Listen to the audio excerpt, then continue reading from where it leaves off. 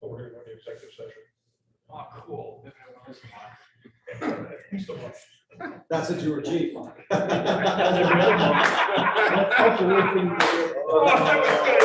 was good. There we go. What was it about? Cool. That's what you were.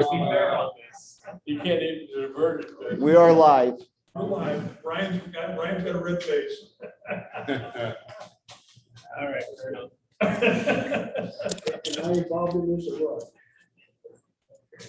I don't like the guy. All right, we're live, we're ready to go. All right, welcome to the July meeting of the Board of Fire Commissioners on Durivage Fire District 1. Everybody can please rise and join me in the pledge of allegiance. Liberty and justice for all. Moment of silence for departed members of the district.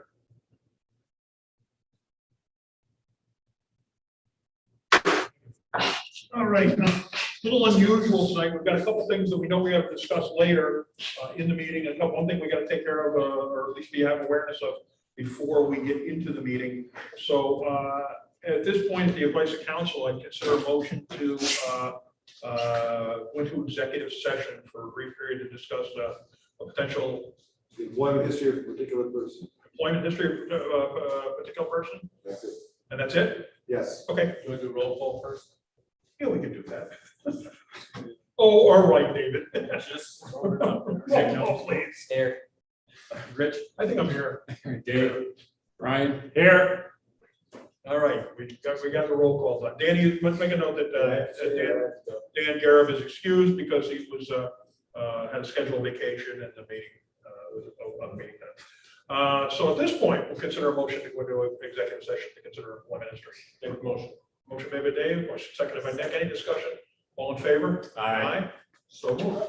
All right, we are in executive session. Bob's gonna, oh, for those that are out there in TV land, we're gonna blank the camera and mute the microphone. And as soon as we come out of executive session, we'll turn everything right back on. So just leave everything on and stay within your shot. And we'll be back. It shouldn't be very long at all.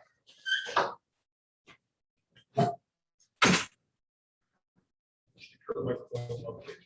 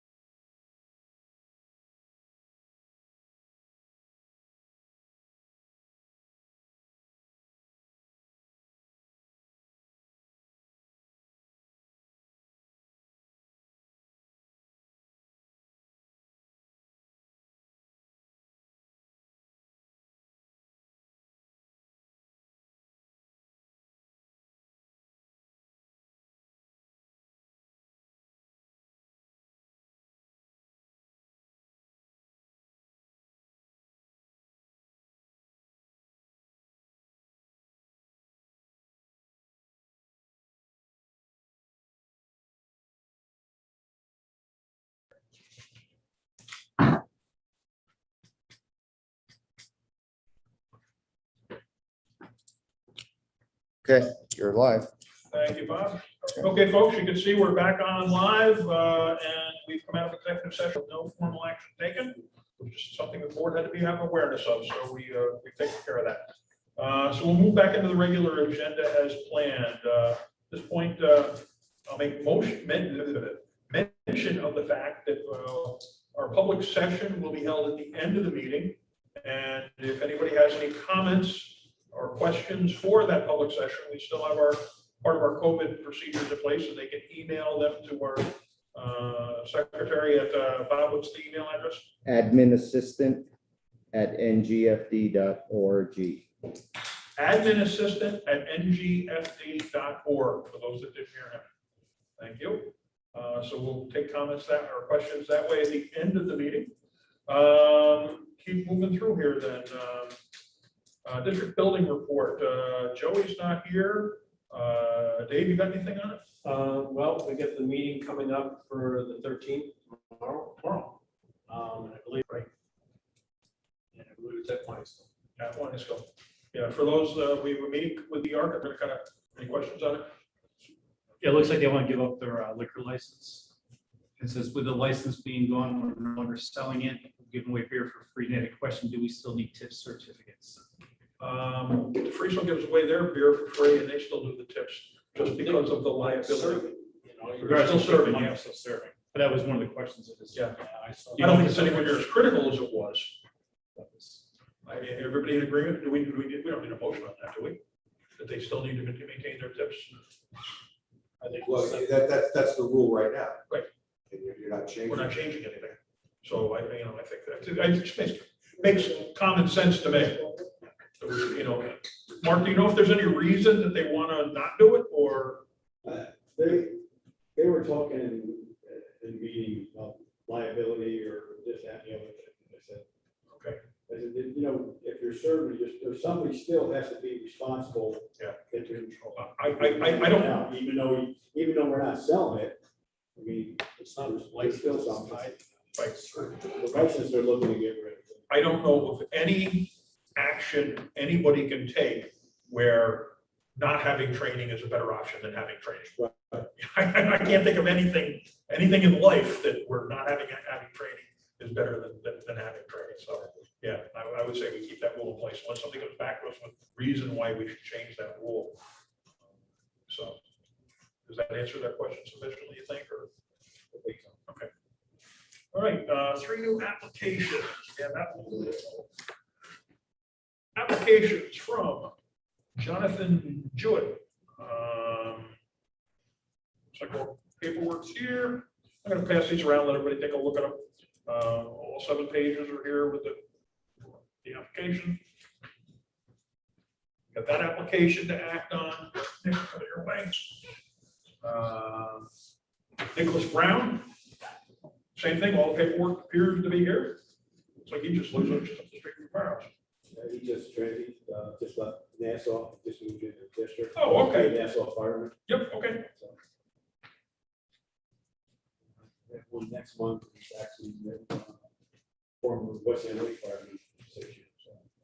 Reading other places, huh? And McCoy McMahon, where have we heard that name before? Huh? I'm not even gonna read through that one. I know that one's, all the paperwork is in order, or his mother would have kicked his butt. So we'll get them around so everybody gets a chance to see them. We'll take action on them a little later in the meeting. Nothing else from the Wynneskill president, anything from the Freesville president or vice president, I'm sorry. I believe BJ submitted something. He did. It's in Dropbox. And I looked for the thing after that. Yeah, there was nothing to take action on PJ's, is my No, recollection. I believe it was all this informational. Then I have one thing. Finally got it starting to finally open for me. Uh, I think the fact that I'm not used to having the laptop without it plugged in and keep shutting down.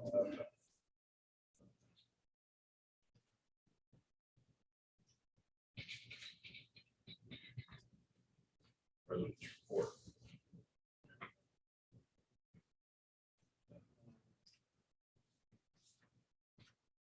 So remember request, we'll be spending upgraded support number recently as the National Firefighter One test day. Coming out. Yeah, we spoke about this one at the company meeting. We've got a firefighter from Connecticut who recently passed her firefighter one training down there. She's living part-time in the Capital District, part-time back and forth. She was going to maintain her active membership with the Connecticut department, but wants to join. She is currently a supporting member to Friesel, wants to join as an active member. We know nothing in state law that says you can't be an active firefighter in two different fire departments in different states.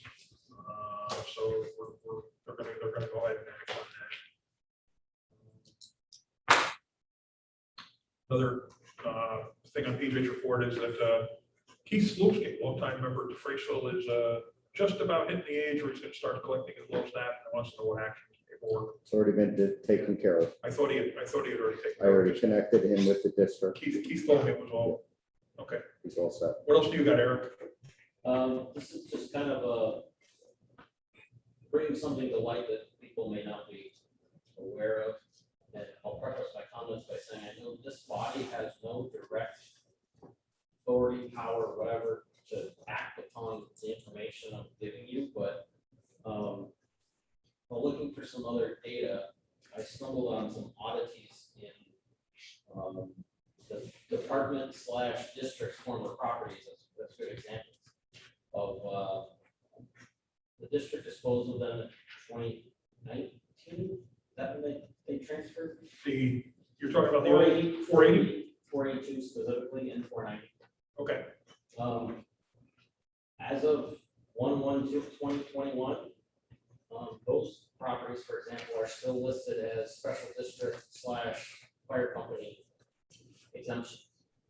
So 480, 482, for example, are still only bringing in across basically the water district and the sewer district funds. So they've been in private hands. Now I can't speak to any of the IDA back office stuff, but if that how that truly relates to things like fire district, ambulance, library. But basically, those have been in private hands for a couple of years and they're still not tagged properly. So the district, among others, is losing out on revenue. Brian's responsible for development. And I don't know. You were speaking casually about something like this before the meeting. Do you have any information that might answer? No, I just remember talking to Eric over the past month, he brought that up. Previously, it's just, don't know if that really falls under development, but I mean, if there's an avenue where the town, I don't know how the town keeps their lists or whatever, but if they have like listings of properties that are tax exempt, not, that kind of stuff. I'm gonna blame COVID because I don't know a reasonable explanation. When properties transferred, including those properties, there's a 5217 E&A form. Like probably whenever you bought a house, it was the oversized piece of paper. You had to pay $75 for the privilege to file. On that is a code for the property. It typically is a 110 or 250 for a residential or commercial. And there is a special code which escapes me. It's like 6 something for fire district or exempt government. So when those were sold, that document was signed, filed with the county clerk. Should have gone over to equalization and assessment, should have resulted in a change the following year because the rules were set for the year it was sold. Right. So if the dates are correct, it was 2 years ago Christmas, I was driving up and down Route 4. It should have been fixed for 2021 because it would have, the rules would have been changed for 2020 and then it would have, hit 2021. I'm wondering if the fact that nothing happened to the building, even though it changed hands, and it just kind of sat there dormant, that it just got ignored. And now that there's some work going on, there'll be activity to get it back. It really has nothing to do with that. If you build a house and your first year, you're taxed on vacant land. Okay. I mean, it's just the hang time based upon the date the assessment rolls are closed. Should we follow up with the town tax assessor? Or should we follow up I with did email John Harkin last week, but I have not yet heard back. Okay. To let him know that those properties were sold to a private Okay. industry. Well, I think we can wait a month and see if you get a Yeah, feedback. I'll from follow that. up with him again. I mean, there's other, it's just I think we know somebody at the town clerk that might be able to rattle.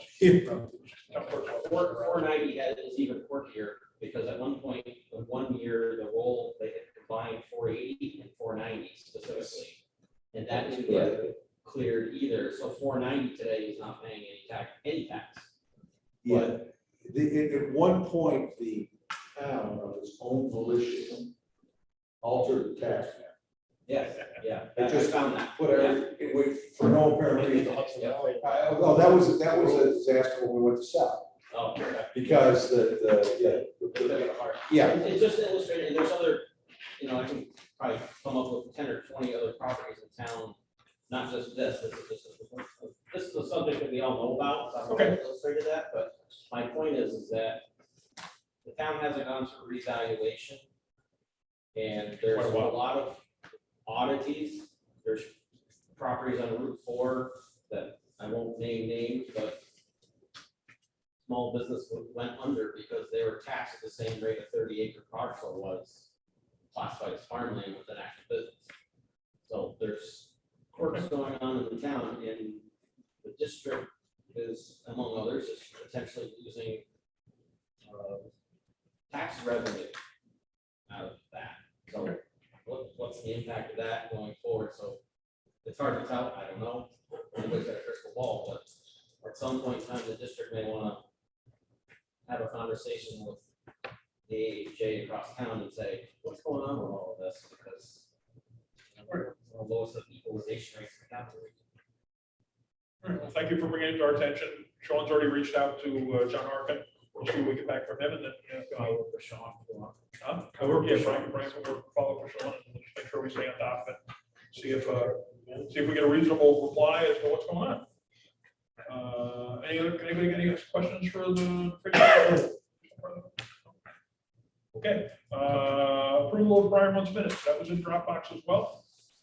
We'll move the packet for tonight, so everybody's had a chance, to look it over. Comments, questions? Motion to accept them. Motion to accept made by David. Seconded by Brian. Any discussion? All in favor? Aye. Yes. All right, let's see. Treasurer's report. Treasurer's report. And we're all ready to So go. you should all have a copy of the treasurer's report in front of you. Here comes the bank reconciliations that require your initial and review then. So anyhow, the June 30th reconciliation of the checking account had a balance of $14,849.72, earning $4.27 worth of interest for the month, $7.52 for the year. The money market account had a reconciled balance of $951,535.11. Of that amount, $583,552 is for the general fund, $103,593 is for equipment, capital reserve equipment, $212,187 is for capital reserve building, and for capital reserve repair, we have $52,201.49.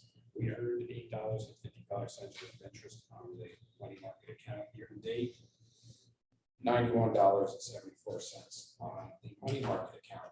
And attached, you'll find the bank reconciliation for the money market account and the bank statement for the money market account. Then you will find a copy of the bank reconciliation for the checking account. Ties out to the $14,849.72 as of June 30th, along with a copy of the bank statement for the checking account.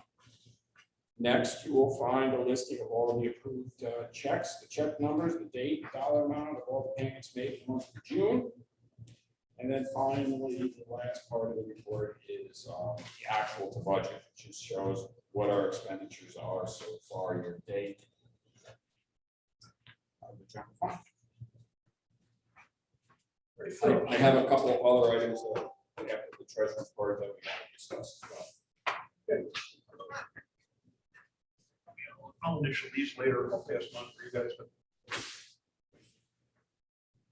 consider a motion to accept the resolution to accept the treasurer's report. So made by Nick, seconded by Brian. Any discussion? Roll call vote, please. Brian. Aye. Dave. Rich. Aye. Nick. Aye. Motion carries. Resolution carries. We also, you should also have a copy of the audit report for the year ending December 31st, 2020. And I'll just direct your attention to page. That's in the Dropbox. Dropbox, not in the. Dropbox, Not the printed copies, okay. But on page 2, opinion, in our opinion, the regulatory basis financial statements referred to are present fairly in all material respects. The respective financial position of North Riga Fire District Number 1's governmental and fiduciary fund types and account groups as of December 31st, 2020, and respective changes. I used to have that memorized for the CPA exams. You had to write it out. And respective changes in the financial position of the general fund and capital projects fund for the year then ending in accordance with the financial reporting provisions of the New York State Office of the State Controllers as described in note 1. So we did get Did a you repeat clean. that? Yeah. No. We did get a clean bill of health. There was, in the letter from the auditor, which I don't have, there was one item that they strongly suggest that we do is that we have not done a physical, for our fixed assets, we have not done a physical inventory in quite a while.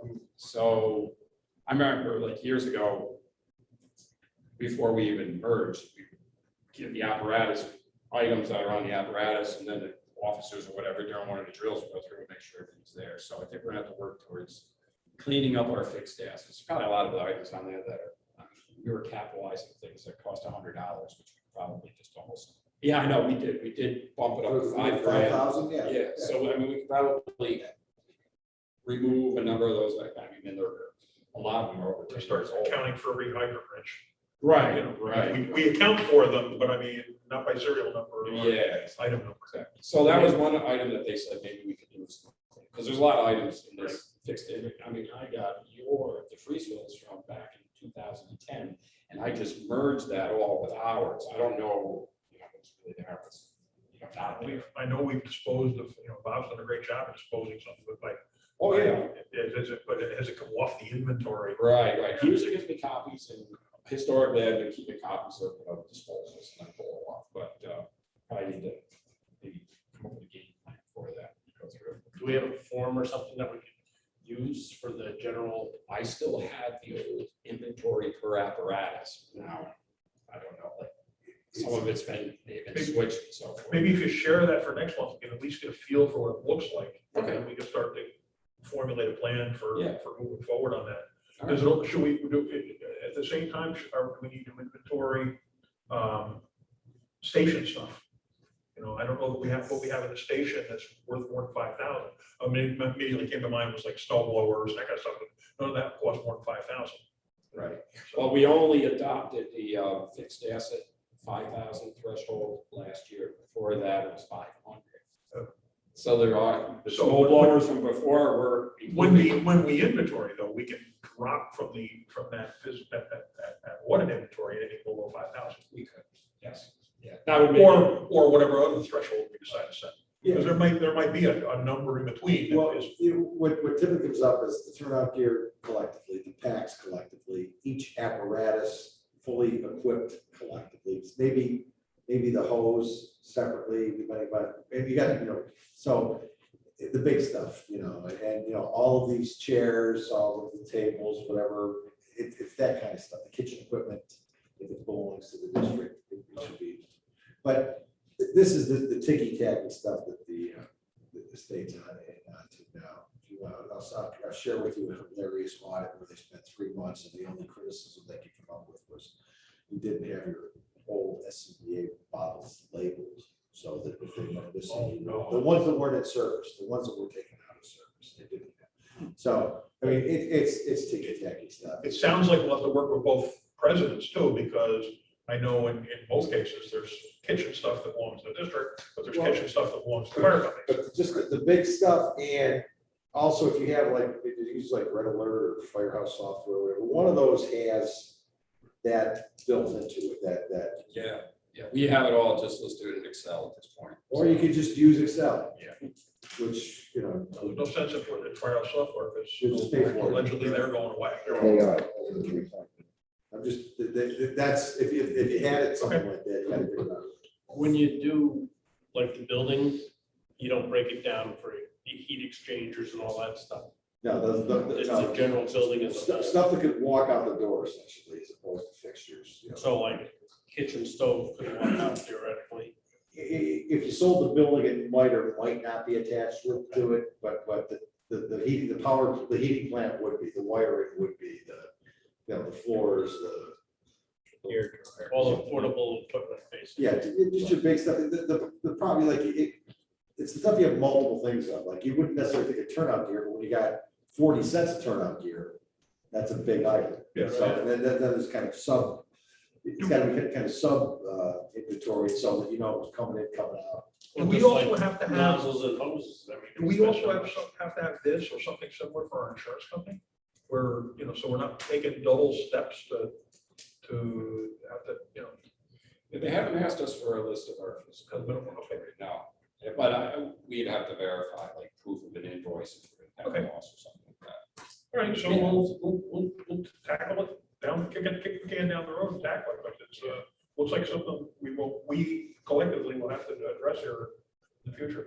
Sean, you also have a budget prep for 2000. Yeah, just a reminder that any additional information you might have or purchases that you'd like to consider for, next year, if you can give me that information, because I'm starting to work this month out the budget for next year. Okay, so for both chiefs, let's start to get your budget thoughts together, get prices, at least preliminary prices. Don't get rock solid prices, because we know that there's probably going to be a September price increase and a January increase before we buy any of it. So at least get an idea for what it's going to cost and what it is you're going to be looking for. If I get a resolution on acceptance of the. You need one then, huh? Oh, all right. Terry? Consider a motion consider a motion for a resolution for the fiscal report for year ending December 31, 2020. Made by Brian, seconded by Dave. Any discussion? Roll call vote, please. Brian. Aye. Dave. Aye. Rich. Aye. Nick. Aye. Thank you all. That passed as well. Thank you. Good job with that. And I did note the bills as part of your report.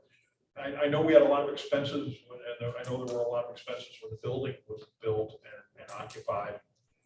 But I don't think we've ever had a month that we spent that much money in the history of the fire district. Where you wrote a check for that much money. Oh, yeah. I don't think we've ever had a month where we've written a check for that, that much. So thank you again for your work on what was done there. Yep. Making sure that the cash was all available, ready to go, so we could pay for the 2 new trucks that we're so proud of. So good job. Thank you. Approval of current month's invoices. David, I believe you did the reading on them. Anything jump out at you that we need to know about? Nope. Nothing, huh?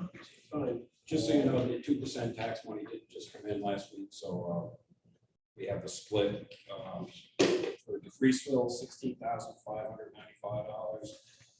And Lymansville, $19,017.41. Okay. And we did get more this year than we did last year. We got about $1,500 more this year than last year. That's always good. Yep. So the 2 fire companies should be getting their approved. We need to take an action. We don't need it. That's set by policy. That's set by policy. That just passes through. All right. So motion on the approval of the invoices. Resolution on the approval of the invoices. David, you reviewed them. Motion made by David. Motion. I'll second. Seconded by Nick. Any discussion? Roll call vote, please. Nick. Aye. Rich. Aye. Dave. Aye. Brian. Aye. Unanimous. Well, thank you. We paid the bills. That's what we do. Correspondence, Bob, received?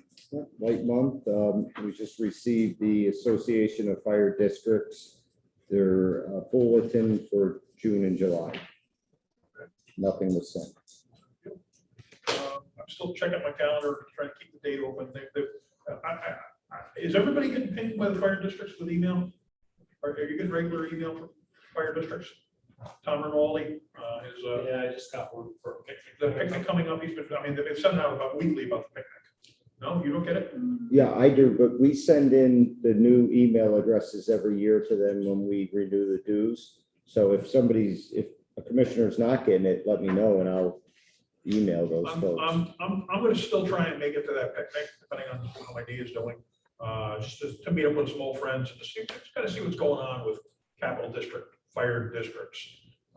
Been a while since I've been to one of their meetings, and, you know, it's kind of nice to keep a pulse on there at one point or other. So, if anybody else is interested, let me know, and I'll maybe ride share, see what's going on. I forget the date of it off the top of my head, but it's 31st. 31st, thank you. So, it's a couple weeks from now, and it's free. I like free food. That's always a good thing. Let's see, correspondence sent. Anything? Nothing. Move right along. Under old business, we discussed previously the purchase of some iPads and software related to vehicle extrication and vehicle crashes. And Bob did some research, and he informed me that he's ready to report out on such tonight. Yes, it's all in your Dropbox as well with the proposal and the equipment. Last month, the chief had recommended Moditech for the crash recovery safety system software. We did do a little research on that, myself and Eclipse, and there really aren't a lot of companies out there that provide that type of software that is updated adequately for LP powered vehicles, battery powered vehicles. So we do concur with the chief that that's a good product, and he's recommending that he buys the mid-level, which is a standard level product at $249. Now for the hardware, we would have to go with a cellular and Wi-Fi tablet. We've been sticking with the Apple. I don't see any reason to be switching at this point. And the fact that 32 gig is not going to be enough, and we really can't get any good deals on the 64. So we would have to go to the 128, and it's not going to hurt us to have the extra capacity anyway. We don't know what we're going to use them for. So we don't want to run short, especially with the two that is going to have the software on it for Rescue 9 and Rescue 4 too. So the iPads are $529 each. That would be times 4 because we're going to outfit the 2 new engines plus the rescues. There is a pretty decent mount that we could get through Amazon at $50 each. That's like a a dash mount or we'd have to see where they're going to want to mount. Do we need mounts for the 2 engines? Everything should be right there. You're right, the new one's right, but for the rescue and For the rescues, right. But I just kept $50 You left it in in there, case there okay. was something that they needed, you know what I mean? I So don't there's- think we need to order that. Right, but I'm just saying there could be maybe some type Boards or of, whatever, right, yeah. exactly. So there's a little bit of money in there. So the total would be $2,814. That would come out of the chief's budget for that purchase. Now, the monthly cellular service fees would work out to be with our NASPO contract with Verizon. We can get each tablet for $10 a month, and then we would pay for the data that can be shared with the 4 tablets. So that's a good plan. You know, we could start off with 4 gig of data and just see what happens the first couple of months. There's going to need to be a learning curve with this, especially with Rescue 9 and Rescue 4 too, about uploading the most recent data files for the crash recovery software. You do that back at the station when you're hooked up to Wi-Fi. So when you're out in the field, you're just going to take that iPad right out of the front and you're going to bring it right over to wherever the car is. I would presume that they're going to be cutting so that if they got to see it, they can go right into the iPad and do it. But we'll still have access to the internet because we're gonna be hooked up through Verizon. We can't do hotspots on these because again, we don't know who's going to be there. And this is pretty reasonable at maybe $60-70 a month. That's better than paying $40 for cellular service like we do right now for, individuals' phones. So that's the proposal. The cases, are they like the tough, where there used to be tough boxes or tough? No, no cases, because they're just gonna go in the mounts. Okay. They're just gonna go in the mount. If they feel like they want to get some kind of a little bit of a case, they can. I just didn't know if they made, you know how they made that tough? So people, OtterBox. if they drop it or. OtterBox. Yeah. Well, and we could do that also. We could. I didn't know if that was part of the device. No, that's just the mount that holds it. Again, For the rescues, as you said, they might want to take them out and take them to the wreck. So you might want to get Some kind an of- OtterBox for them and For then a those. mount that holds the OtterBox. yeah, well, that mount will hold the OtterBox. Okay, yeah. Okay. Perfect. So what we could do is maybe just add 2 cases on. And then, if for some reason the crews and the chiefs come back and say, we really need to get cases for those other ones, then we just get cases for them. But if they're gonna sit in the unit on the 2 engines, sometimes inside a case, it makes it a little bit harder to use it.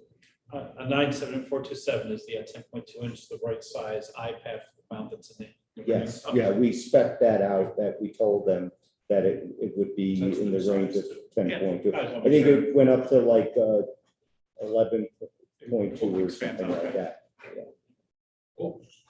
Will these have to come out of the engines to get updated or anything like that? Other than the engine one needs updating, it's just simply a tool for, Well, the iTunes update, that should be over Wi-Fi, station Wi-Fi. Right. That Should be able to pick it up right from there and not have to.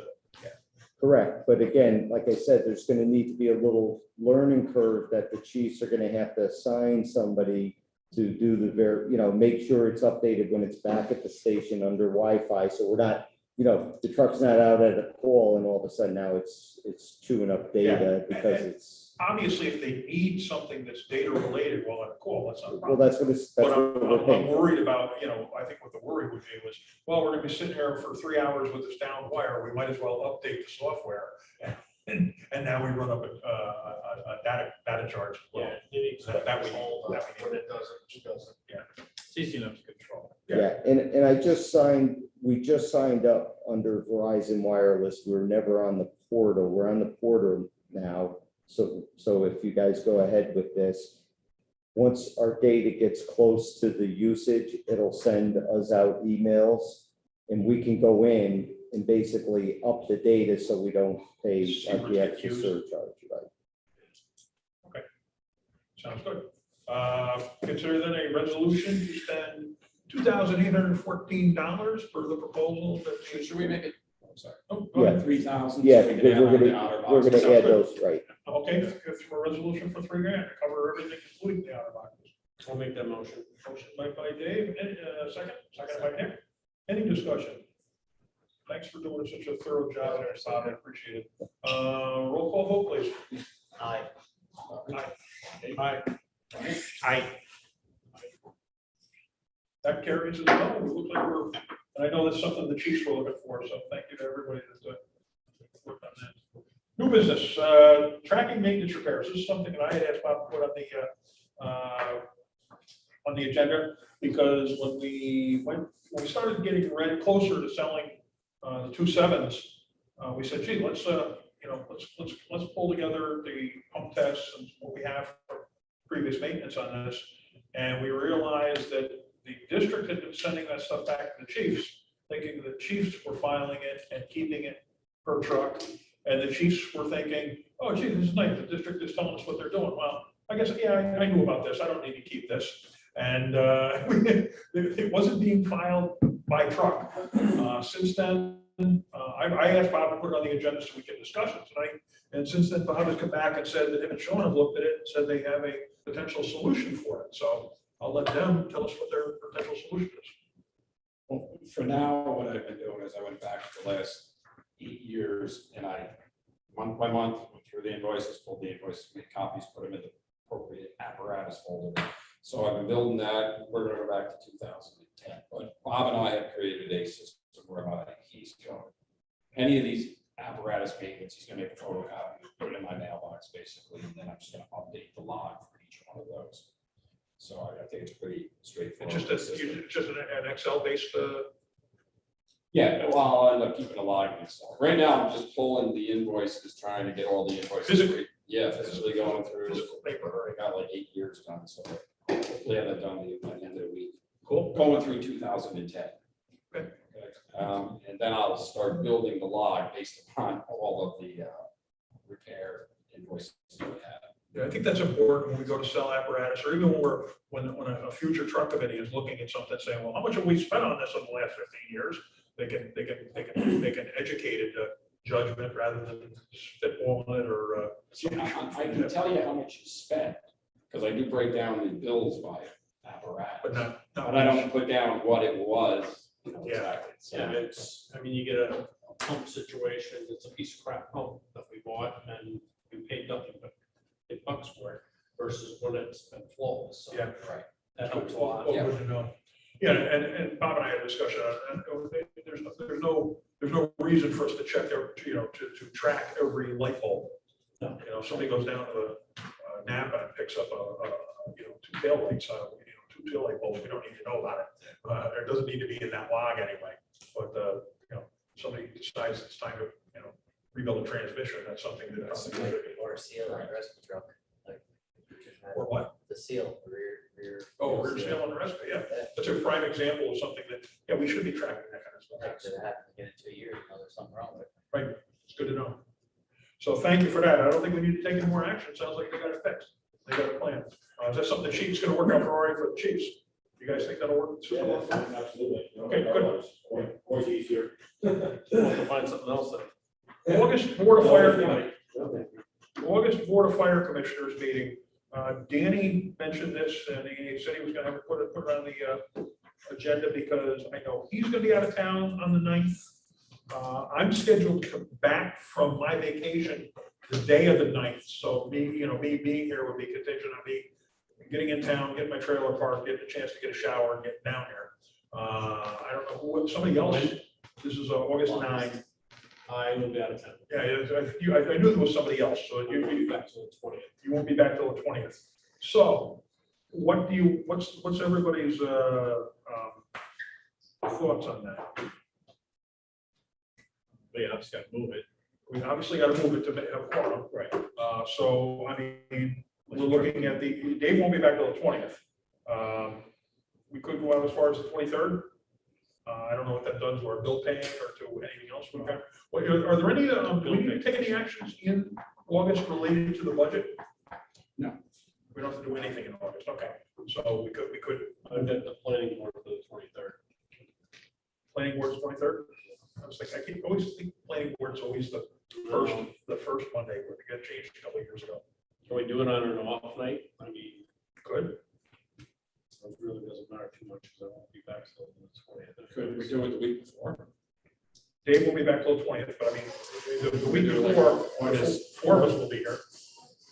Or something? August 4. I'm just thinking today we do it earlier. I can't do the 4th. We just need 3. Just gotta get the 3, right? That's my lowest one birthday, so. I'm just No, it's the being only clear, day it could be the 5th. only day in August that. I mean, to me, I prefer to go out at least after the 5th, that way both companies have their meetings, but I don't want to go too far in the month because of bills. That's, yeah. But the 5th is usually like, I think you have both company meetings, always like prospective members. Fifth is the Freesol's company. member. Right, but what I'm saying is anything after the 5th, that way, any prospective new members, we're not dragging it out another month, because we got our meeting before, and we gotta wait till September now. The 6th is a Friday, but I can do it. I can do it. Oh, I can't. That's after the meeting, so. I can't. I'll be out of town the 6th. And Danny will probably be leaving that, because he's gonna be gone that whole week, so I would imagine he'd be leaving the 6th. So we're looking at somewhere the week of probably the 16, 17, 18, 19, somewhere in there. Once everybody's available, look it up, look like. Do the 20th, that's all. Voting night, for not to do till night, but Yeah, I'm free any night. You want to move it out to the 18th, that'll guarantee Danny to be back in town. Works good for me. Works good for you. You'll still be in Vegas, right? I presume that's where you're going. That's where your daughter is, right? And hopefully we'll have a great day. Oh, wow, that'd be great. That's good news. Make sure you vaccinate. 18th work for everybody? 10% positive. And we'll tell Danny that it'll work for him or else. Oh, as long as we got 3, that's the main. Yeah, I mean, at least we'll be solid 3. All right, Bob, can you make sure that the notices, all the, probably want to send that, make sure, fire company presidents or. Yeah, I normally send out a blanket email to everybody, ensuring you'll take care Yeah, of we want to it. send one now though, so people mark at their calendars, so that, that's my thought.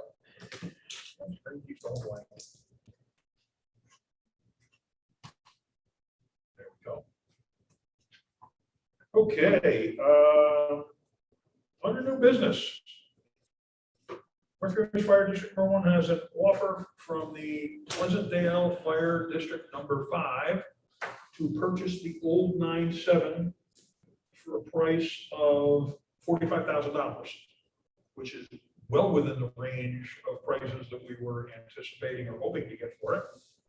They had also requested a pump test, which we've successfully completed and had done for the truck. The truck is worth more than $20,000. They offered more than $20,000. By law, we need to do a permissive referendum. I'll get that out, permissive referendum to do the sale, and I wasn't aware of that until tonight, so shame on me. So at this point, I think the first step is to consider a permissive referendum. No, Authorize the sale. authorize the sale, The acceptance of, acceptance of the offer. subject to permissive referendum. God, I gotta try to say all that. Consider a motion to authorize the sale of 9.7 to the old 9.7, with the new one, to the Pleasantdale Fire District number 5 for $45,000, subject to a successful passing of a permissive referendum. Anything else? This is a referendum or resolution. It's a resolution. Anybody make that? I'll make the resolution. Seconded by Brian. Any discussion? Roll call vote, please. Brian. Aye. Dave. Aye. Rich. Aye. Nick. Aye. That passed. Nice job. All right, so that's now, should they be in such, now, I wasn't aware of the permissive referendum thing till tonight. When I contact them and I tell them, you gotta wait 30 days, and they say, oh my God, that's gonna kill us. Are we at all interested in leasing it to them or, leasing it to them for $1 or whatever's gotta be done? I would let Terry work out details on it. And do we need to take an action on that tonight? Should that be an issue? I think you should authorize that, but it's nothing that would be done without a follow-up, notification circulated amongst the commission. But in the event that such a contingency arises, that the board would authorize a lease or pre-sale transfer subject to attorney's approval, board's sign off on it. And pre-authorize it.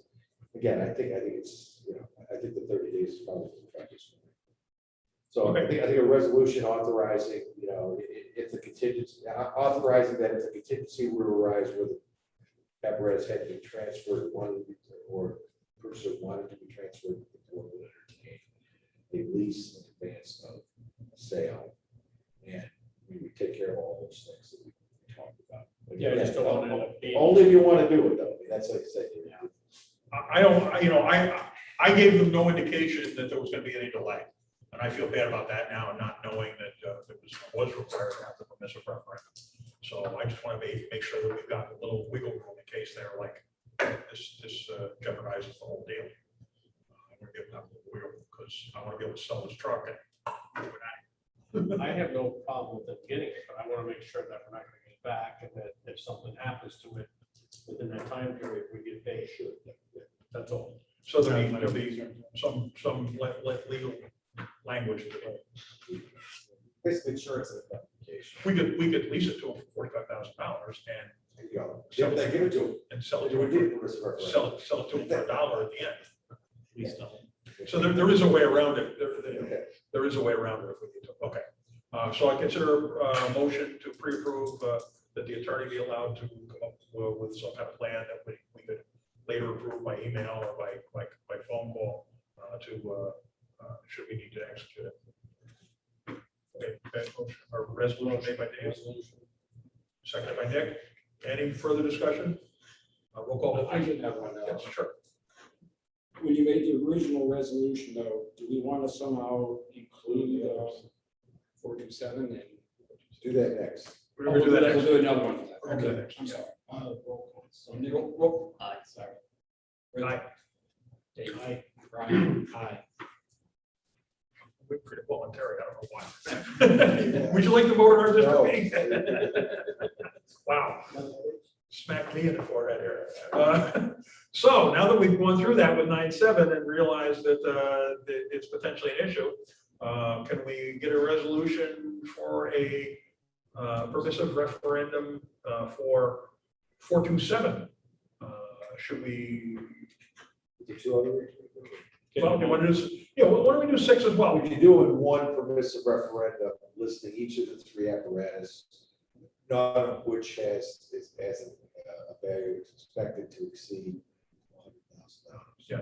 And the point there is, if when we do a little more research on 426, we find that we can get more for it, we can go back and do the required resolution or the required referendum.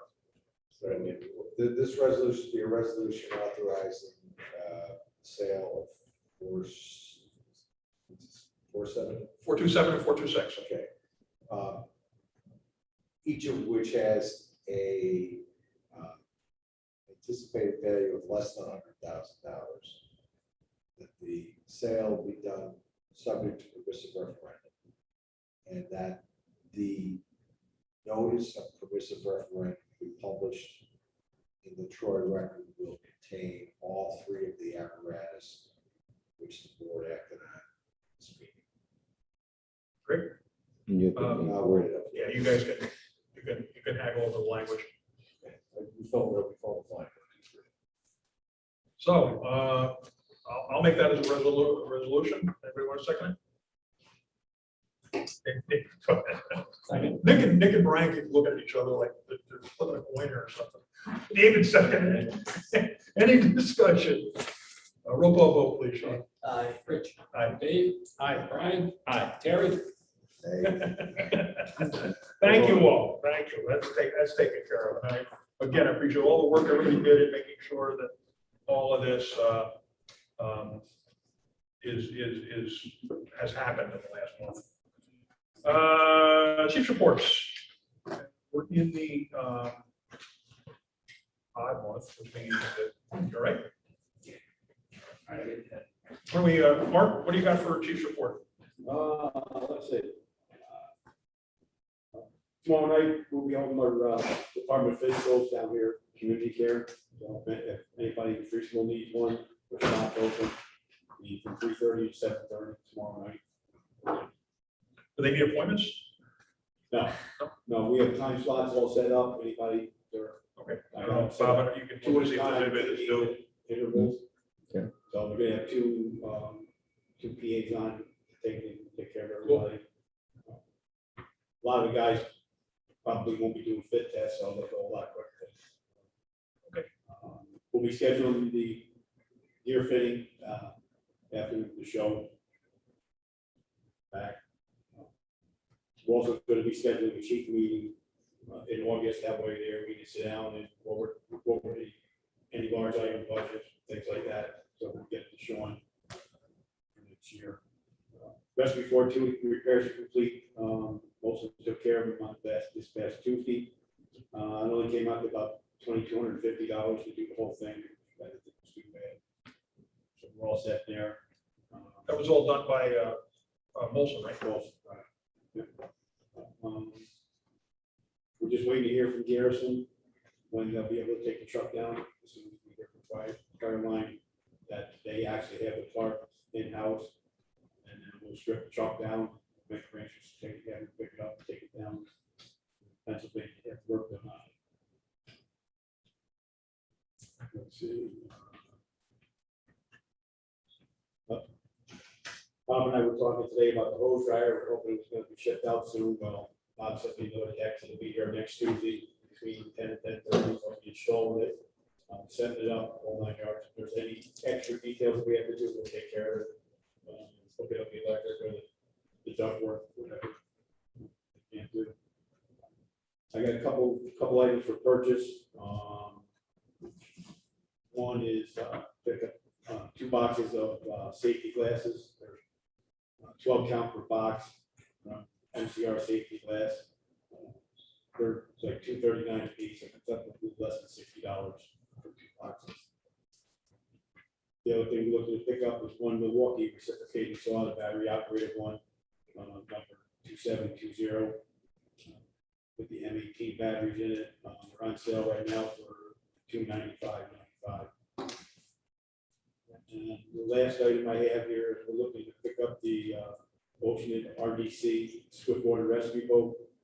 That's the one that Bob got the information on that. Sent over to him earlier one. It's got the boat itself, 2 paddles, a carry bag, air manifold, the toe strap, repair kit, and 5-year warranty on it. It's what they call the banana boat. It's a blow up one. It's got 2 holes on each end where if you're going to rescue somebody, if you reach down, you don't have to pull them over the side, you just bring it right up to the hole into the boat. And the price on that is $49.90. Make sure you get that over to Bob then. Nothing in Dropbox about it, so we're gonna, it's first I heard this, you Yeah, know, I mean, These ones here. it's a little, I put them together. it's a little steep of a purchase to kind of drop on us at I put this together now, so we can work on that. okay. Yeah, I think we need to see some information on that, have a little better understanding how it's gonna be utilized, where it's gonna be, how it's gonna be integrated into the operation.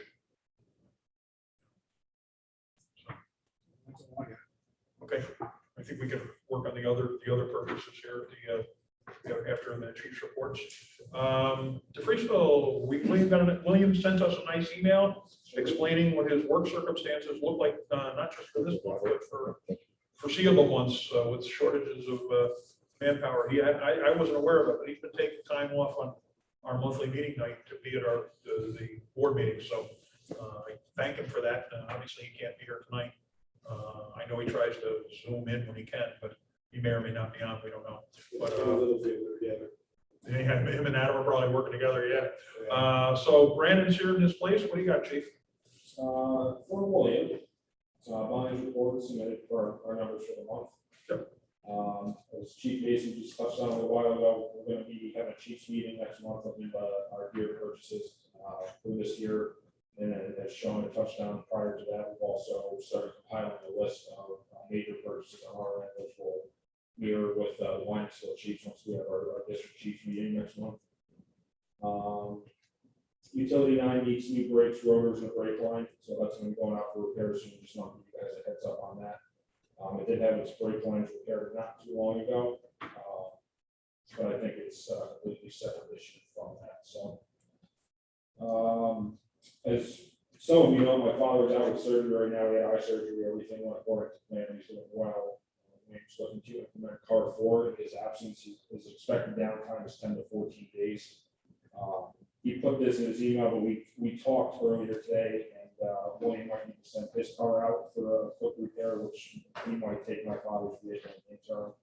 If that's the case, then obviously we'll go that route, but he just wanted to put it out there for approval and make sure that we're aware that we might be doing that in the not too distant future. The last one he has here, which unbeknownst to me, I should say unbeknownst to me, but I wasn't cued in too much on the issue, is the UV light coming into the big doors. I guess it's been an issue that's been talked about before, possibly even with the manufacturers or warranties on it or whatever. He was wondering if we've gotten any sort of response in regards to it, if it needs to go into an executive session or if it needs to be brought up in this general meeting. We are finding more items and equipment faded because of the light, as it obviously rises in the east and sets in the west directly into the base. Believe it or not, the truck shuffling that we did is kind of in line with that. Be able to put the bigger trucks in front of the gear racks. So the rest of the army is now that was actually a calculated move, not just a William Osteen. I think that's all. Okay, I looked over that, I don't know if everybody else had a chance to that, basic description of what might need to be done for the overhead doors. Bob, I know you discussed with Arch other things, so you discussed that one with them at all, or? On the UV issue, yes, I've spoken to Matson, who did the install, and I also asked Elizabeth at CS Arch to take a look at the submittals she did, and that is not, it does not have low E protectant on it, so it is clear glass. So that's, now Wine Skills has low E on it, so Wine Skill is protected. Those doors are a little bit newer.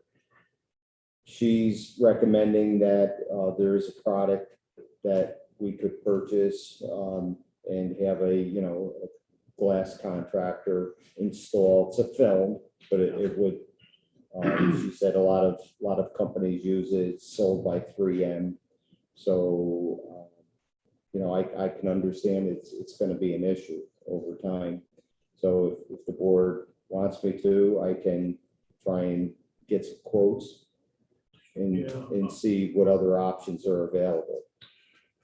I know William had taken a piece of 8.5 by 11 piece of colored paper and stuck it in front of the clipboard on the old 9.7 before it left service, and asked the crew to just make sure it stayed there and keep putting it out front. So, and he left a note on it asking people to leave it there. And just in the course of, it might have been there maybe a month and a half, just in that time, there was notable fading in that piece of paper, which tells me that morning sun coming in from the east, beating through that window, and it must be getting enough refraction. I'm not a glass engineer, must be getting enough refraction coming through the glass of the door, then the windshield of the apparatus, and then hit that paper. That I can say it was UV damage to a piece of paper in 45 days. What's it doing to the gear in the back of the what's it doing to the stuff in the cabs? So these are all legitimate questions that probably address. I am also concerned. I know a couple other fire stations that appear locally that appear to have put some kind of film on their windows, the door windows, and within a couple of years, it looks like crap. It starts to peel. You see air bubbles in it, and it just. I'm concerned about that. So We did the side building at the station back when it was cheap. And it was because it was actually rotten the corners of the jackets, the gear jackets, so you put your finger right through it. So did the film seem to hold up well? it's still on there today. Did Yeah. Anthony do that? I want to say it was the company that he's working for. Yeah. I've had it done at my house. I've tinted the windows on the sunny side. That was really kind of the lining of it. And it holds up pretty good so far. You can't tell it's on there. Well, I'm wondering, maybe some of the applications I've seen where it's failed is somebody decided to save a few bucks and said, Well, oh yeah, we can install this ourselves. Give me I'll a- tell you, there's an art to putting it on. Okay. But again, it might be the cheapest way to do it. What are your prices on that, Bob? So we can at least a preliminary ballpark price? Probably not something we can move on this year, but we can at least look at it for a budget item for Yeah, next year. Elizabeth's going to also just check in the work project scope just to make sure that something wasn't missed. So we'll kind of parallel taking a look at the specs and getting a quote. Anything else, chief? No, I don't believe so. If you guys don't have a need for me for anything else, if it's already my leave, I just have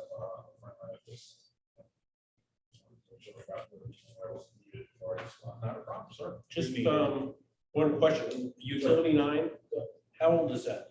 That is a 2007. Yeah. Which William and I actually had a discussion on that earlier. This is not anything like next month or 6 months from now, but the truck's in really good shape for its age. It's got low miles.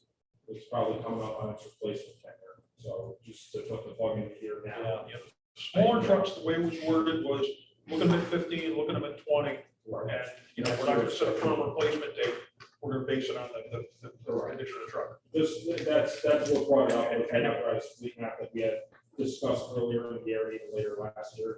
On the apparatus committee, we all agree upon, just, it's gonna be coming up on its 15 years. Yep. And I think the important thing to note there is that it wasn't bought and it didn't do all 15 years as a utility. Right. That was a chief's vehicle for 10, Yeah. At least. so it was out there. It was all that. It was out there. Ray had as chief too. Yeah, Brian, I don't know what he was. Yeah, I mean, and again, a testament to 9/7, for example, you know, the quality of the truck still is in great shape. You know, It is We've done a lot to it to keep it, that, you know, adding the auto jack feature to keep it charged, adding the box on the side. You know, continuing obviously our maintenance plan, we have some additions, which is great. Trucks, pristine condition, so I don't think we'll have an issue selling it, I think we're gonna really price it. I just think it's, we gotta start looking at this now so that we can Right, Think about plan it. within a couple of years. and that was just the, right, that's just the, put the bug in the ear, we're not looking to sell it tomorrow, but. Yeah, and for as far as the brakes and stuff like that, if we don't address it now, Gotta address that. we're only throwing it away. So you gotta address that. So, You'll be happy to know, Rich, the brakes on like 6, so they were better. It was the, the anchor pin. On the rear Kingpin? brakes. oh, Yeah. anchor pin, The okay. anchor pin on the rear brakes, that seeps on both sides, actually. The officer side was worse than the driver's side, but that's no fault of anybody's here. Brakes still work. So we just thought, well, it's sitting on flat ground, you know, it doesn't get driven all the time, but the acceleration and the hard braking over time is what cost it. So there's nothing missed. I had a question about that. Did they miss it on the fall maintenance last year? No, it's a very easy thing to miss on a regular preventative maintenance. Okay. There was more common problem. We told them about it this time. They dug into it a little bit deeper. I'm like, oh yeah, it's the anchor pin. It's going to be the brakes anyway, so we'll just do everything all in one shot. That's why that 6 is still not. Thank you. Also, Yeah. I'm all set. With that, we do. Thanks. Thank you. Garrison will be. Say hello to your dad, tell him we're thinking about it. We'll do, absolutely. Thank you, guys. Garrison will be coming in to do the maintenance, the annual maintenance on rescue 4.2 and truck 4.2. That's truck 4.2. Service. White truck 4.2 is out of service, 4.26 weeks operated in its place. Do you want me to have them do the service on 4.26 as well? Or do you want me to? Yeah, why not? You know, I mean, we gotta be able to show we serviced it to whoever we're trying to say. You know, I just wanted to make sure. And if you're using it. Do we have a date on Garrison or whoever brings it down there? No, I think it's a truck stripped and. You report on that in his report. As soon as we get a date, he's gonna get a crew together to do that. Strip it. It's gonna be from Bob and I have been in correspondence on it. But he sent an email out that the part should be shipped pretty soon to Fireline. And I think it's between the 15th and by 23rd, possibility that's when it's gonna be going. To be taken down to Fireline, but we won't know until they get the part in-house and then we'll A couple day window. schedule it, and then we're gonna have to take a day, we would like to do emergency work detail, strip everything off the truck, so.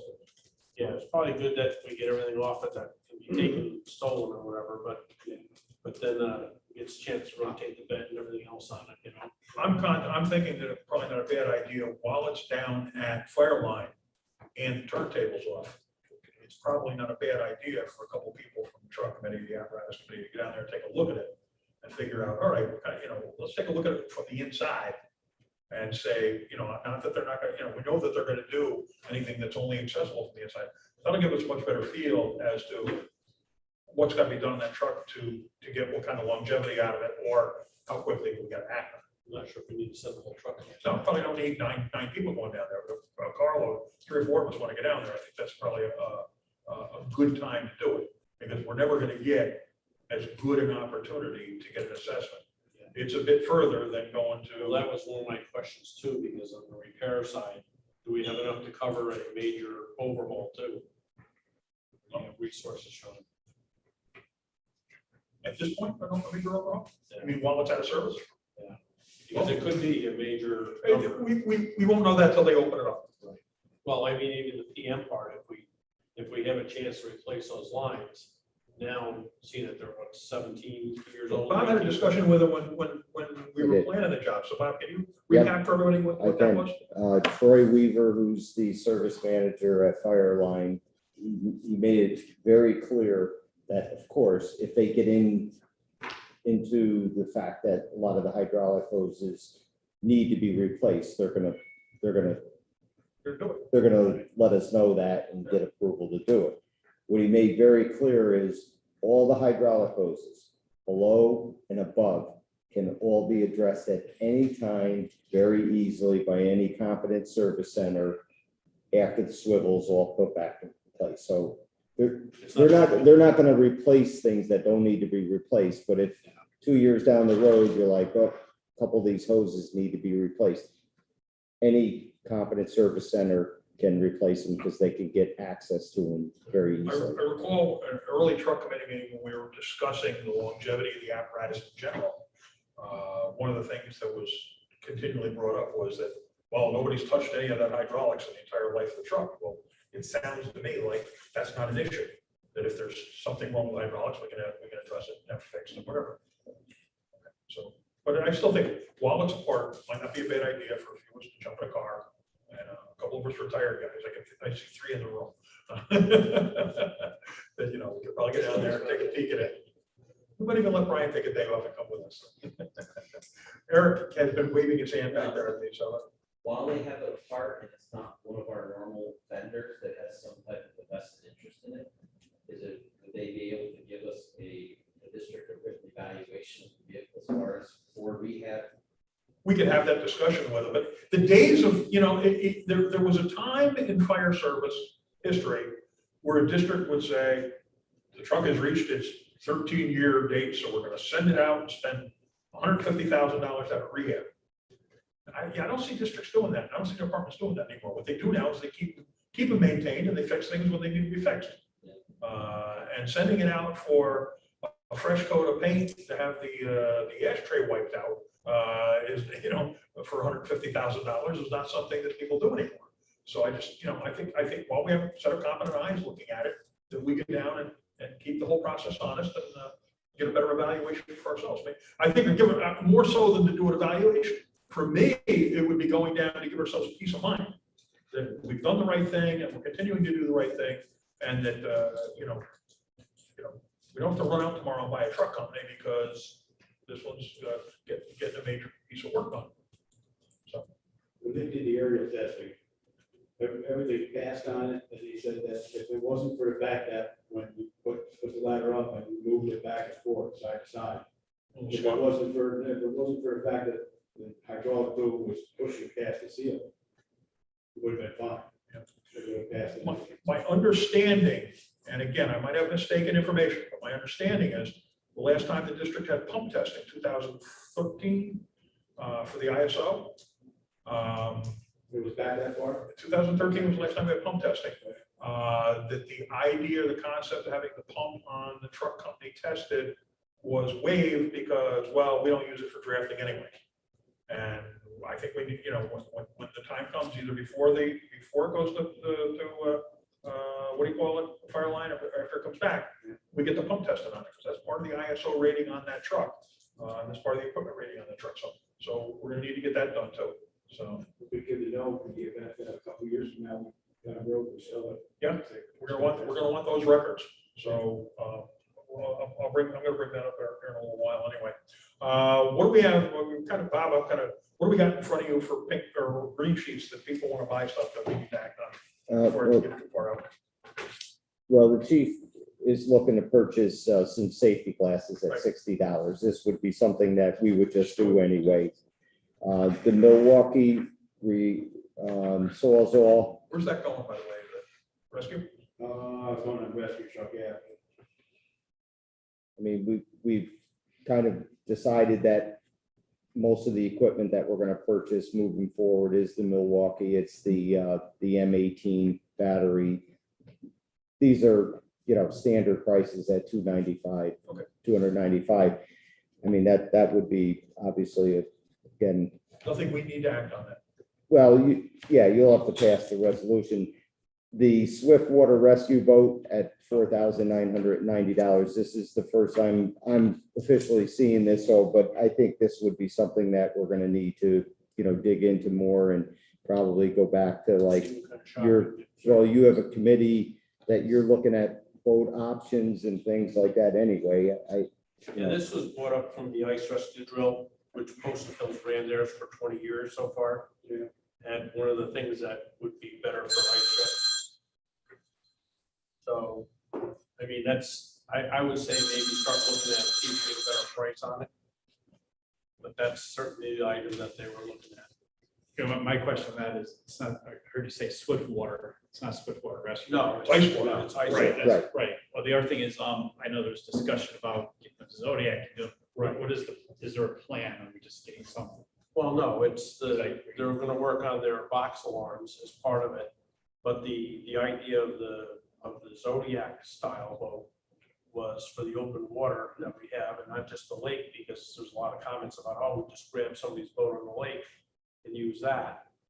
We've got Valenti's ponds up there, which are. I get that. I guess I was asking the chief, what, Yeah, is there a bigger picture thing? Are they gonna be coming back next year for 15,000, 20,000 for a Zodiac? well, Is we there- kind of talked about the Zodiac a couple months ago about budgeting roughly 3,500 or 35,000 for that. But nothing has come about because we've just been sitting back and we've looked into quite a few different things. But we haven't picked anything. There's information coming out of the Syracuse that we're going to address and start getting some ideas and numbers. And is there gear and equipment that we gotta buy on top of the 5,000? Well, we have some stuff already, but we'll have to wait and see. This is more or less strictly ice rescue, and it's to work in hand with what Postal Hill has or whatever. Right, no, But I guess we'll have to wait and see part is the part I'm a little skeptical on. I'm just, Well, I mean, Once we spend there's $5,000 stuff on like it, once we spend $5,000 on an ice rescue boat, then there's no sense in not doing the rest of it because the boat's gonna sit there worthless if we don't have the Well, right yeah, gear to but go with they it. still have stuff that they're using now for ice rescue. This is to enhance Okay, what they have. I get that. There isn't a full fleet of something else. I'm just trying to figure out the direction. Yeah, it's to cover right now, we're running with the floating backboard style, Mark. What's that? The floating backboard, basically for all the ice rescue stuff.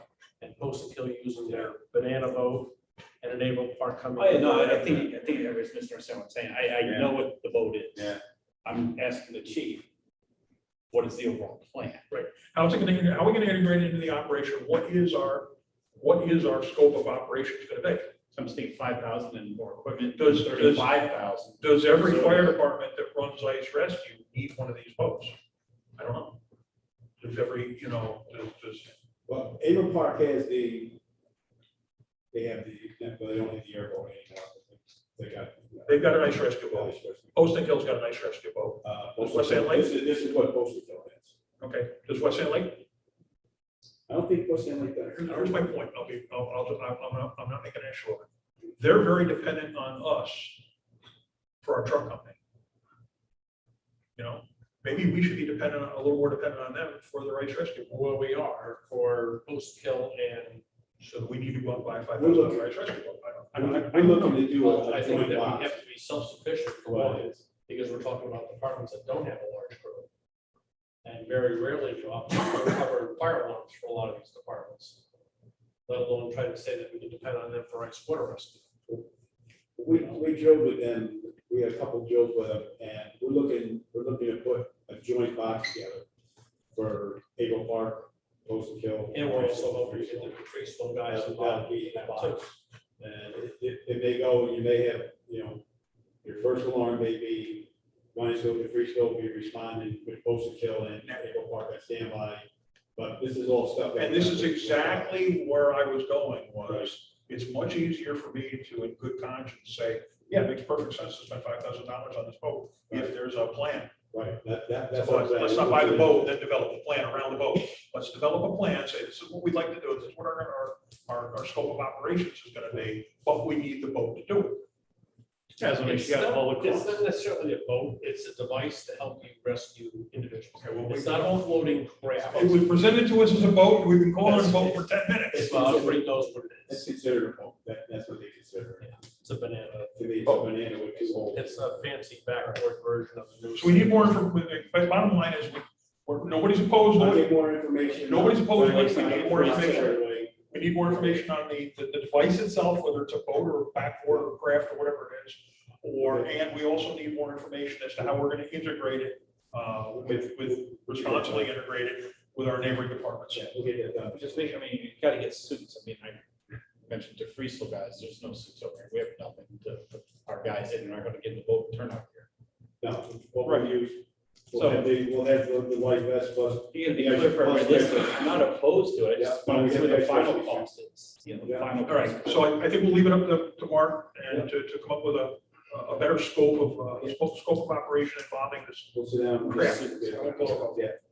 And then is he gonna forward that to me so that we can work on a proposal for And pricing? Once Okay. you've got, once you've got a concept, get with Bob, we'll get some pricing going, because we don't know that there's only one vendor, It'll be a few months for the lake freeze. So what is it that we do need to approve? The glasses and Going the down. saw.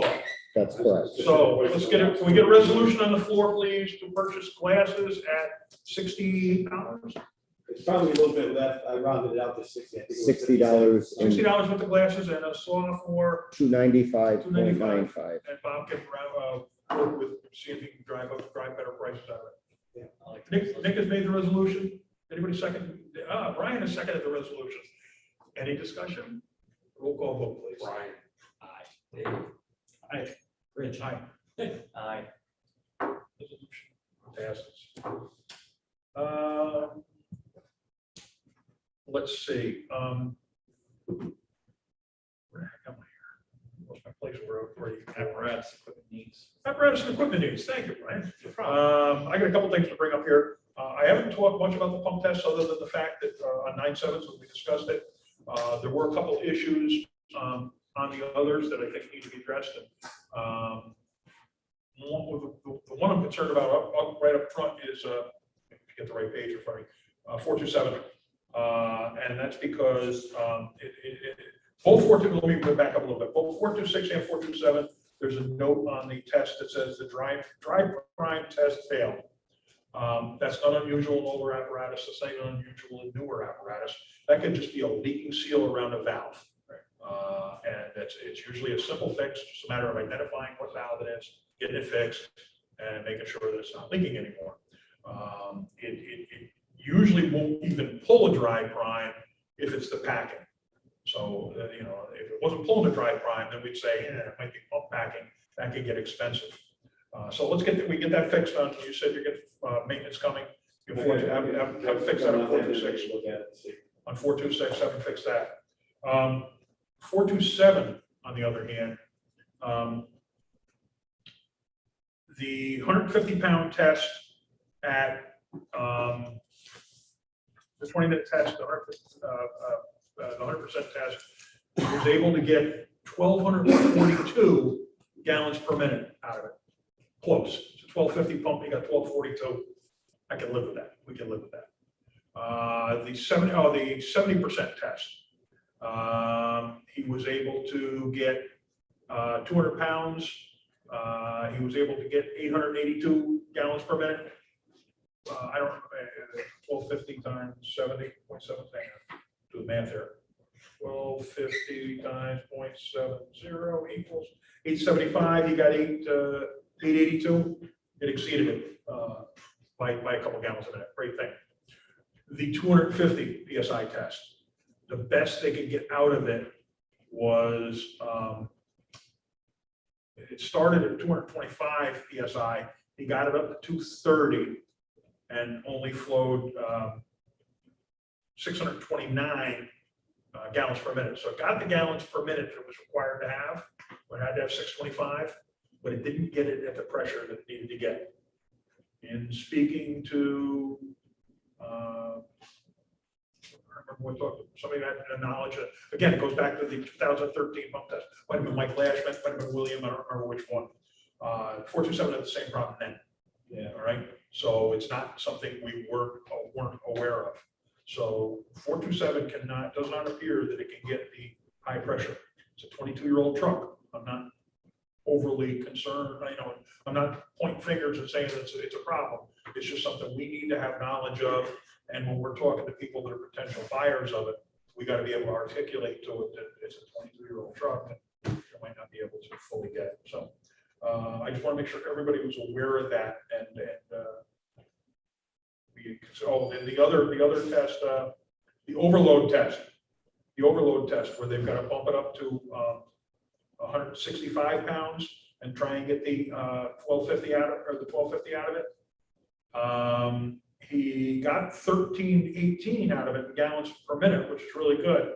But again, on the overload, maxing out that throttle, he was only able to get 125 pounds on that. So he did not get the 150 pounds.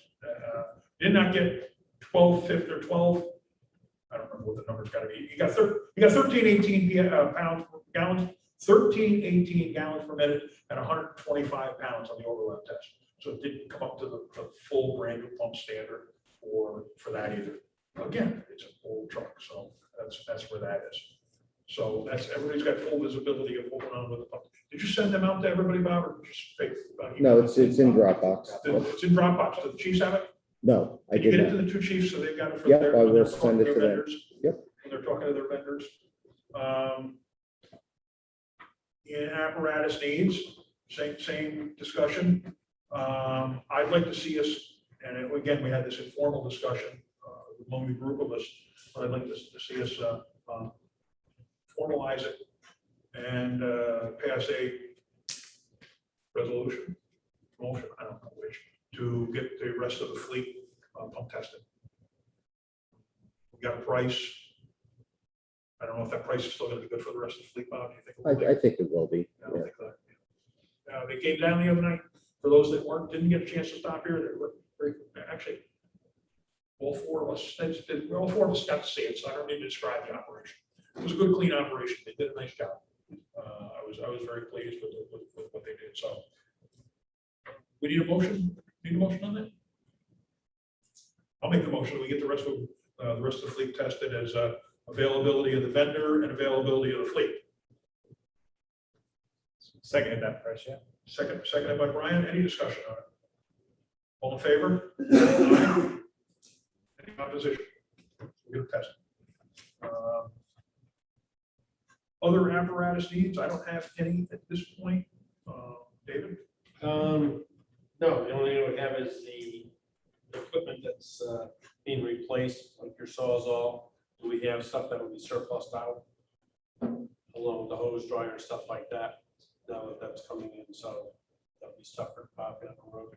Yeah, we're working on that. We got to clean that back out. Yeah, as long as you don't have a lot of these Sawzalls and other stuff that So we're. all the softballs and stuff are all on the apparatus. Is this one your what? Is that a replacement or an addition?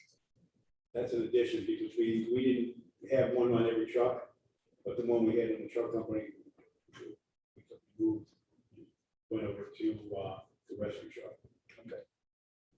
We still have the electric one, but we didn't have enough battery operated ones to go for another truck. Okay. Yeah, I don't think the Friesel got battery operator. I think they got a Sawzall on every one, but not all battery operated. Just the donated stuff. Pardon? Just the donated DeWalt stuff.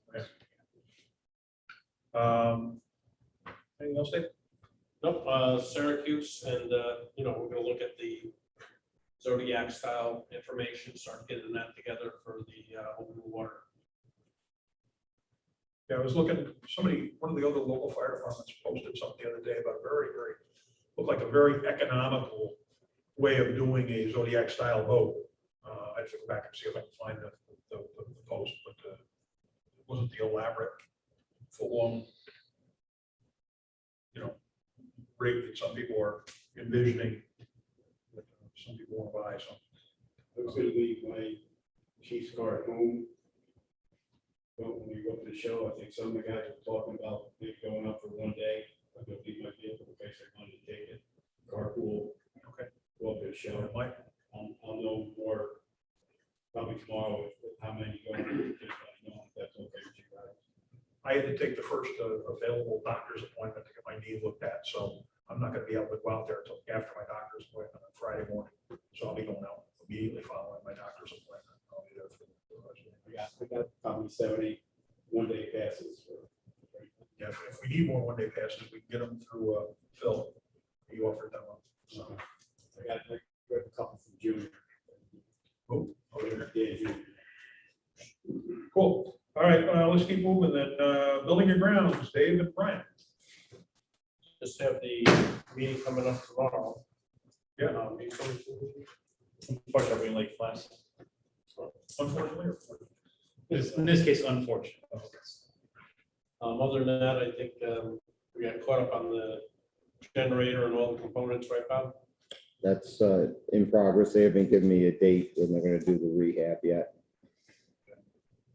If there's anything else right away, until we sit down and go through this master plan here, what we're looking to do down the road here, we're kind of holding off on any of the other electronics or anything else until we get squared away. Was there anything on this system that we talked about last month?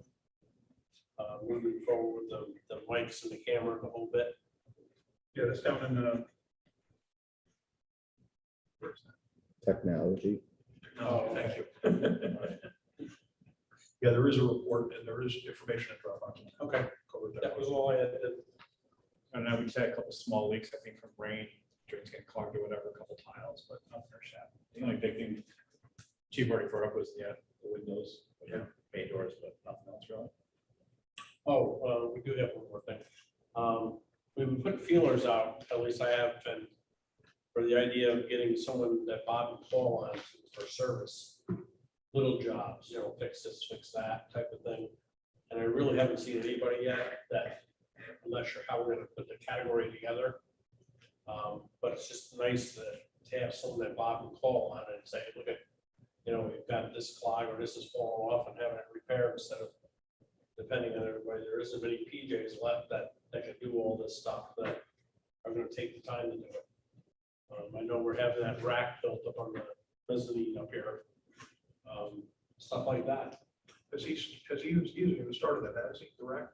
Not yet. So there's, He might not be a bad candidate, but again, his availability, yeah, he's been working self-employed, working from home, but I mean, he goes back to work full-time at his regular. well, the ones that I've seen that kind of handle a lot of different construction stuff are having a tough time keeping their own business going and getting manpower, so. Yeah.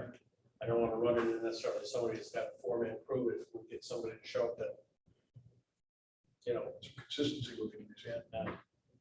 so we'll Keep looking at working that. on that, keep working on that. Let's see, district personnel, Dan's not here, Brian, anything on that? Yep.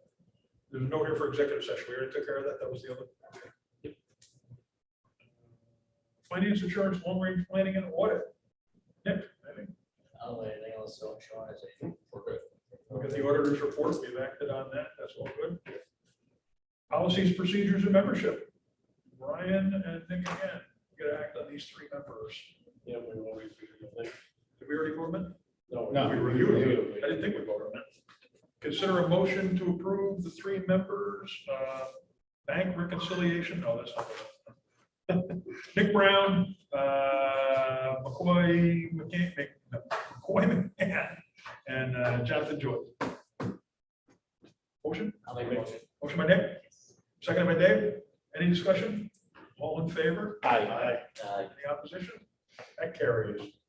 As far as the microphone membership, and speaking of Mark Lasavita last week, and he's under the impression, and with your permission, I can dig a little bit more into this with Mark, but that there's potentially a lot of new streets in town who, due to, the Wines building, Rensselaer, or Troy, more specifically, that 2% monies may not be going to the proper fire departments. With your guys' permission, Mark's going to get a little more in detail. There's, 2% money should be going to our companies, not to the city of Troy or Rensselaer. Right. So with your permission, I'll explore that. Yeah, we get a census from them every, I don't want to say I don't want to say what cycle it's on, but periodically we get a census from them saying, are all these streets still accurate? Even though we make corrections, and one of the problems is in the past, and I've been guilty of this, it was handed to me when I was in Freesville, it's like, oh yeah, yep, that's in the district, yep, and they're all still here. But I wasn't going through the opposite way, saying what ones have been added that aren't on this list. Right. So, yeah, that's worth doing. And it's also worth doing it's also worth doing a follow-up to see that they did properly get added somewhere down the road. Yeah, mark off have a little bit, what's information to share with Nick and some take on. Don't want to volunteer you, but There's a procedure through this Department of Financial Insurance Services. I better call. That's my street name. But, yeah, it's not, they're not a bad contact guy. So Yeah, that stuff. There's been a lot of new streets lately and Troy rents their addresses. I know when we looked at the 911 for fund drive stuff, we get a development approved and if the whatever development, and all of a sudden it's showing up as 911, but it doesn't exist. It's kind of like a rough idea. There's going to be 20 houses there, but they've never developed. The street has never been put in place or anything else on it. So Yeah, with finding DFS, it's just so, well, that's what's there, that's what's there. They don't even look at it. Yeah. Charlie Keeler used to do that years ago. Charlie Keeler did it, Mark did it in Freesville years ago. Any number of guys took care of it. over the There's no years. issue. Take a look at that, maybe see if we can get the companies some money. Yeah, if you get an actual printout. Give you one, right, please. I volunteer myself or something.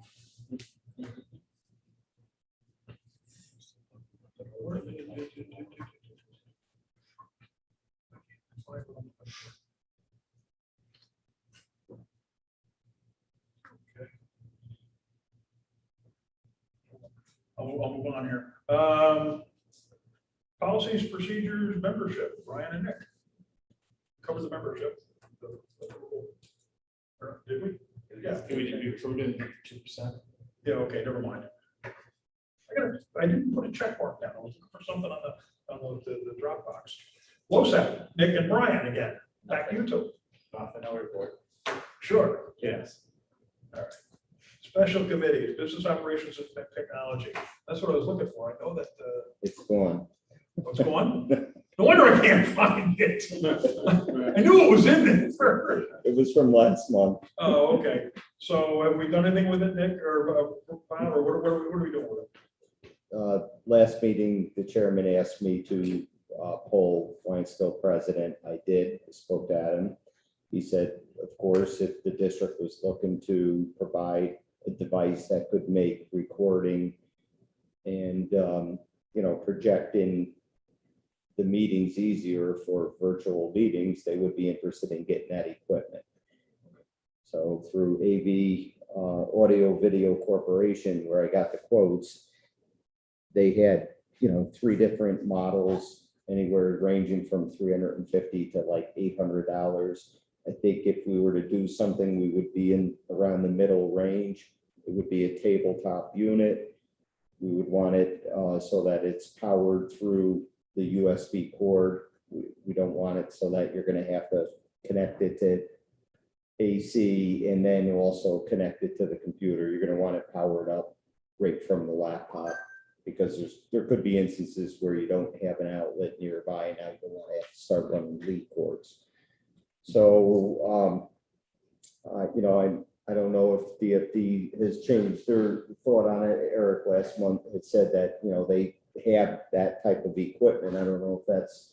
I don't know, I was under the impression it was gonna be more like just the existing webcam accessory, not more of a box. No, it's gonna be what like corporations use, school districts use, that it pretty much will only be able to cover one direction. So if you Yeah. have it up here, you're only gonna get from here, you're not gonna get necessarily behind us, but it's gonna be better than the microphone and the camera that's acting in the laptop right now. Okay. So, Yeah, I guess just if you got a cut sheet or something, just send that to me or when we do a link and we'll take a look. That's cheap, that's a different picture of what I had in my head. okay, Can you share some information as to what it is? yep, what I can do is I'll talk to John at Audio Video and we'll get the various options out there to the board and to the presidents and the chiefs. We'll send it, circulate it to everybody, and then try and come up with a consensus for next month. Okay.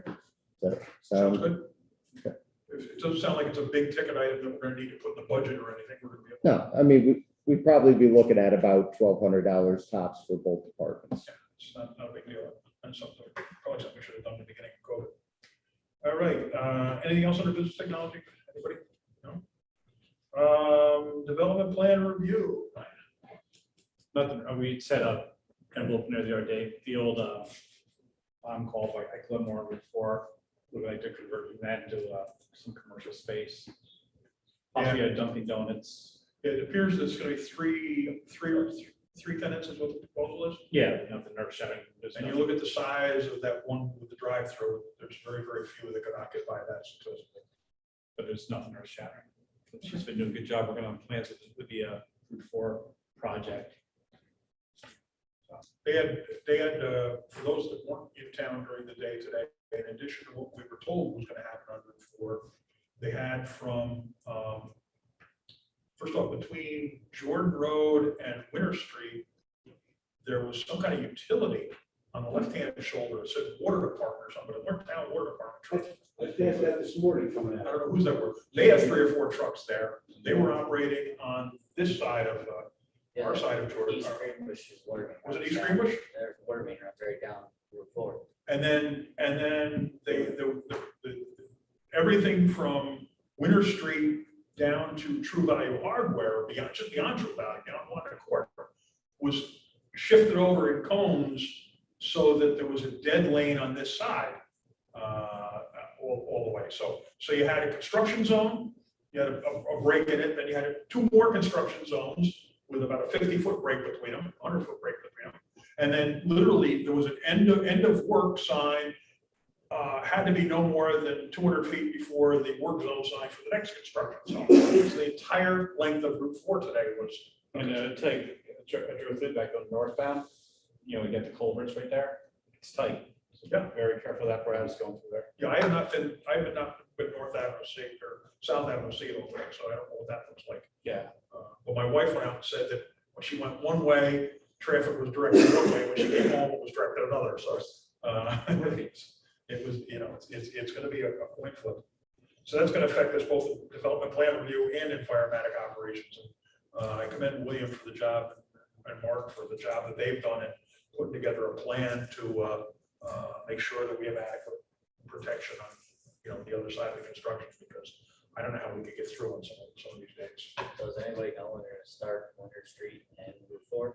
My understanding is that doesn't get started until that's done, because they want to be able to they want to be able to maximize the number of people that can turn right onto Blooming Grove and go the other way versus coming down through the construction. I know it's gonna make a difference for us coming to this side. Yeah. Now more than anything else. Yeah. Yeah, now more than, you know, even then, more than ever, coming down Winter Street to Blooming Grove and down Jordan to the lake will be probably a better option for them. So it's crazy. I can't think of anything else as far as operations. David, you got anything? I know they're working on the box alarm for the ice water rescue and the water rescue. They're gonna start putting that together. And then they probably will start thinking about how we're gonna address the iPads for the 4 trucks down the road, and start to get some ideas on that, Mark. Okay. Bob, is there anything I missed? I had to take a look. No, Thank you covered for keeping me everything. honest. Thank you. At this point, then, we'll go to the public session. Do we have any questions, comments, concerns? Anybody in the room? Anything come in by email? Nothing by email? Consider a motion to adjourn. Brian was quick on that one. Do I have a second? He was quick on that one. All in favor? Aye. Any opposition to that? I didn't think so. Adjourn. Thank you. Camera is still on.